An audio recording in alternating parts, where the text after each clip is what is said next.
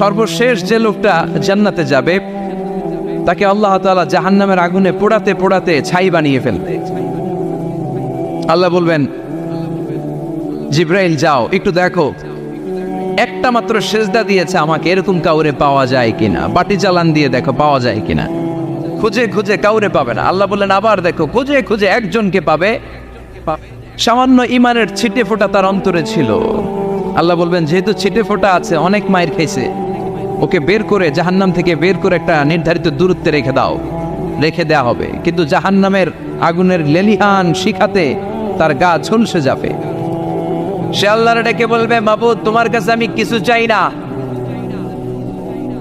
জাহান্নাম থেকে তুমি আমাকে বের করেছো, জীবন নদীর পানি তুমি আমার গায়ের মধ্যে ঢেলে দিয়েছো, আমি আবার সজীবতা ফিরে পেয়েছি। আমি তোমার কাছে জান্নাত চাই না, শুধু নিরাপদ একটা দূরত্বে আমাকে